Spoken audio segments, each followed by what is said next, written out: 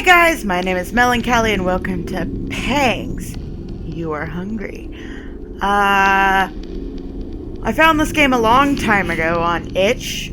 I can't remember what I was looking for. I think just short horror games or the like. And yeah. Let's just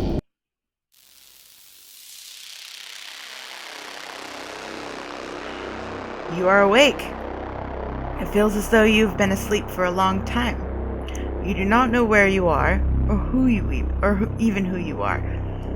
Now, before I continue, probably should say it's another visual novel type game, point and click. And yeah, so we'll just go. Look at your surroundings, look at yourself. You cast a glance over yourself. You're dressed rather nicely, you think. Appropriate for a night out on the town. Or you would be if it were not for those tears. And is that blood? You wonder where you were headed.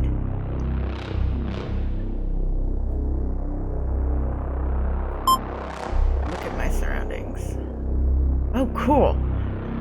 You're in a dimly lit alley. You were certainly not headed here. Dressed the way you are. It reeks of garbage and piss.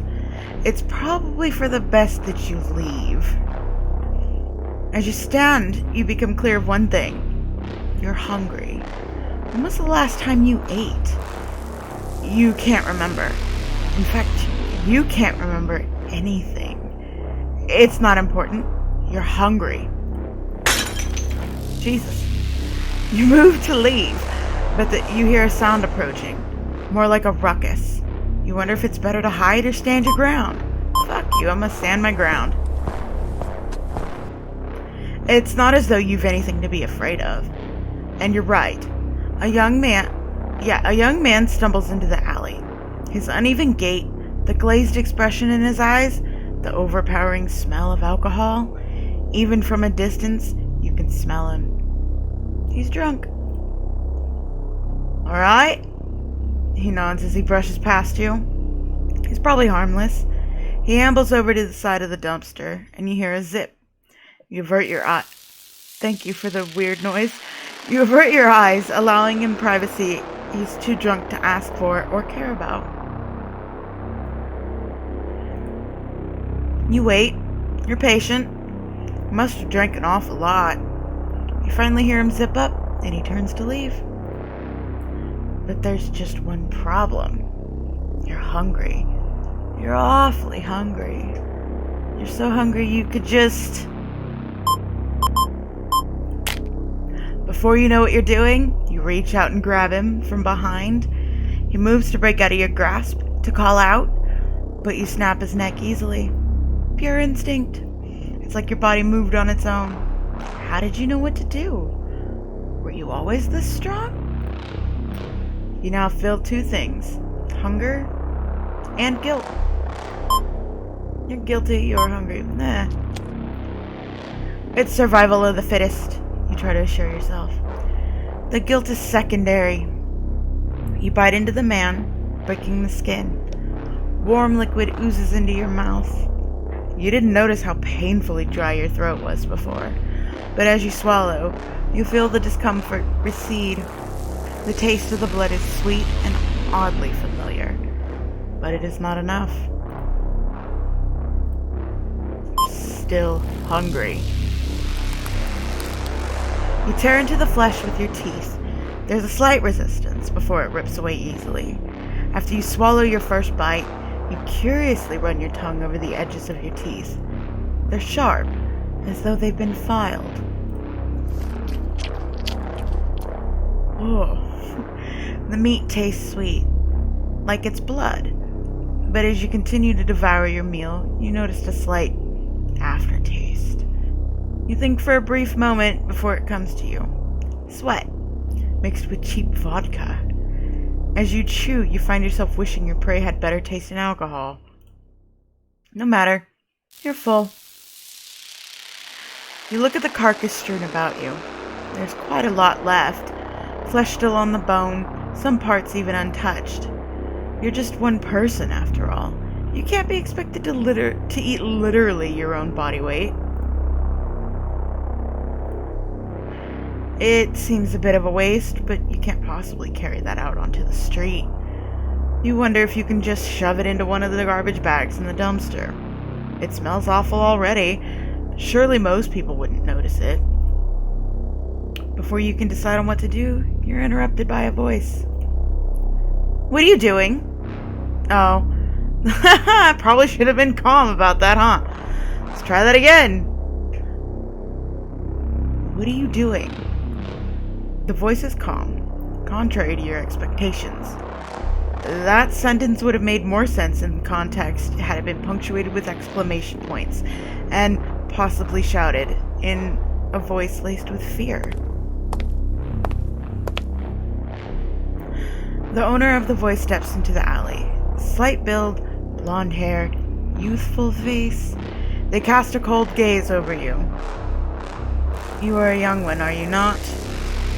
Their narrow eyes search yours, and you wonder if you should reply. Your voice cracks as you speak, rusty from disuse. How long has it been since you spoke to anyone? You don't even know what to say to them. You lick your lips anxiously, tasting blood. It's probably all over your face. You wipe at it clumsily with the back of your hand. You must look a terrible fright, yet the stranger does not seem shocked at all. Who is your sire? They demand of you. You rack your brain for something, anything you can say to them. You remember little save for your hunger. You are no longer hungry, but perhaps you should still eat?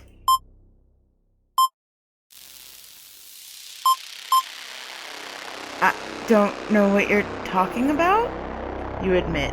Your voice is unfamiliar to you, as if you're hearing it for the first time, and it's uncomfortable.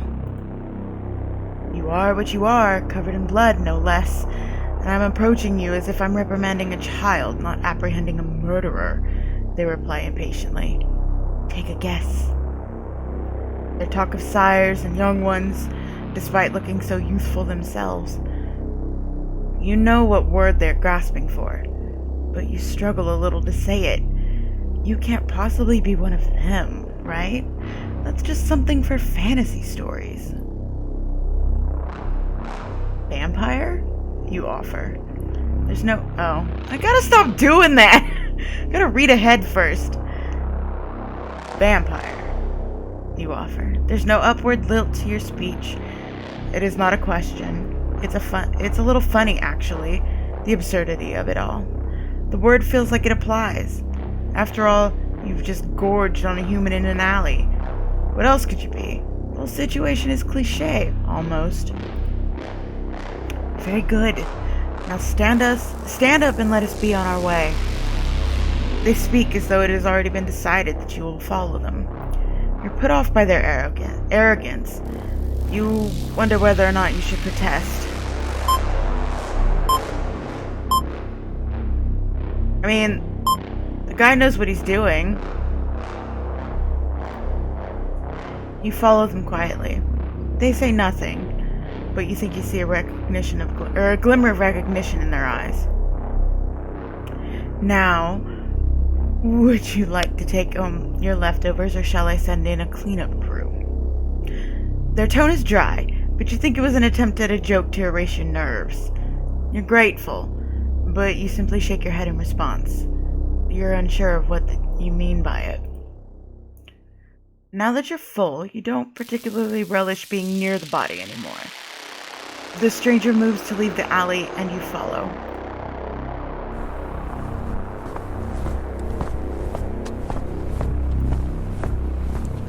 Oh, am I just gonna get all these noises now? Okay. You're worried about your appearance as you follow them. Your clothes are torn, and you are covered in blood. If anyone saw, I don't know how to do that. Anyway, but they know the city well, not just like a local, but they seem to know which streets are dimly lit and which streets have less human traffic. Judging by the general lack of lit up windows in apartment buildings. It's probably very late. For the most part, though, you try to keep your head down. We've arrived. You look up. You recognize the building as one you often pass on your way to work. An old hotel, abandoned but not demolished. Another listed building no one in the city can seem to find a use for. It's strange the things you remember when you can't recall much about yourself. It is a residence of our kind. They speak again, mistaking your reminiscing as hesitance. You do not require an invitation, but of course, you wouldn't even know that, would you? In any case, wipe your feet on the way in.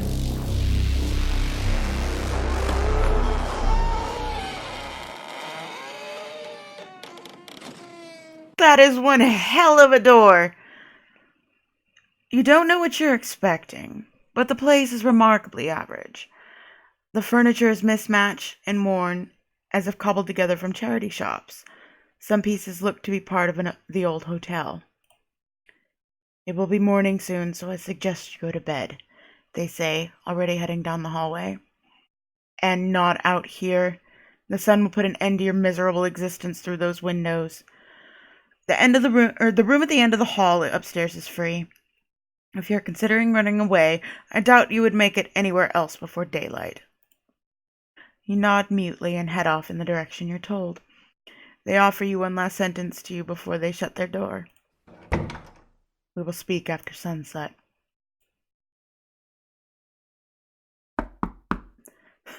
That was fast. The sun is set.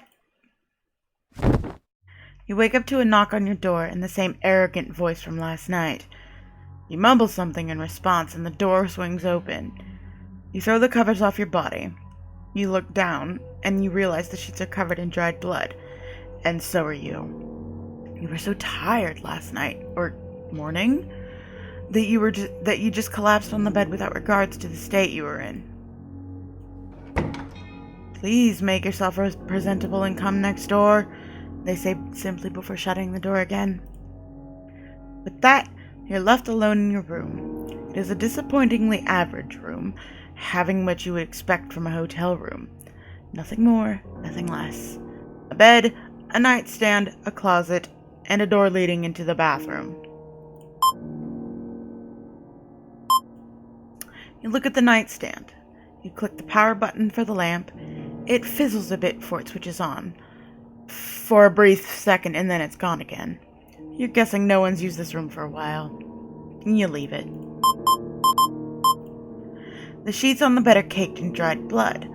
There's nothing to be done about it now, so you decide to leave it be. It's not as though this hotel still has laundry service.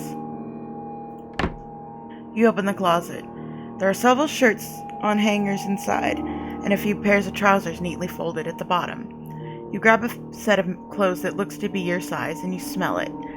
It's musty, but probably still better than what you've got on. You change and leave your room. This is as good as it's going to get. Well, you look awful. Not the best thing to hear first thing in the evening, but you're already aware of this fact. You nod in their direction as you enter the room, shuffling in self-consciously.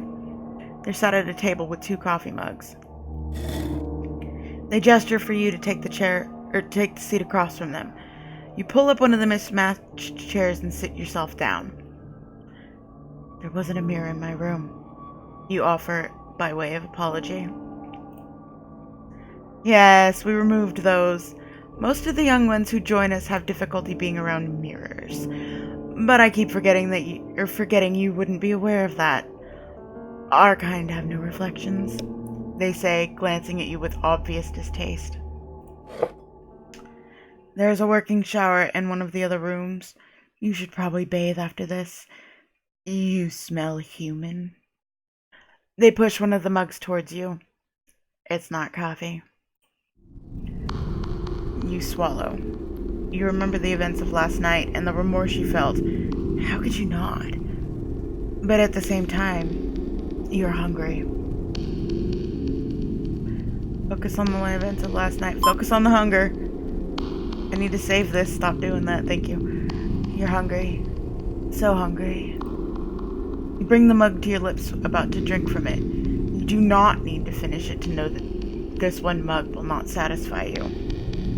You see them eye you over their own drink, watching you carefully. You wonder if you should hold back. But you're hungry. Oh man. Try. You take a small sip. An exaggeratedly dainty motion. It is sweeter than the meal you had last night, and the flavor's more delicate. When did you become so well versed in noticing these subtle changes in taste? You take another drink slowly. They seem to approve. Yet, you're still hungry. You probably wonder how the meat from this harvest would have tasted like. Probably miles better than your dinner last night. You swallow your saliva as you think about it. Put it out of mind, out of mind, out of mind. You struggle to keep your thoughts off the flesh. You have a mug in front of you. It seems to be enough for them, so why shouldn't it be enough to satisfy you? It is enough, you tell yourself. It is enough. It's not enough. You down the rest of the contents in your mug in one go in an attempt to distract yourself. It does not help. You are hungry. They raise an eyebrow at your actions. Hungry, are we? You lick your lips, careful not to waste any of the pitiful meal you were offered. You don't reply. It's obvious what your answer is. You should get used to it. We do not eat the flesh of humans. They still have not finished their mug, and you eye it. They have their drink sit on the table. They're not drinking it. They are not hungry. You are hungry. You grab their mug with the speed you didn't know you had. They do not bat your hand away or try to take it back as you would expect. Pleased with your small victory, you look down into the mug. It is half empty. It is not enough. By all means, gorge yourself on blood, they say, unperturbed by your actions. But I do hope you heard me. We do not eat the flesh.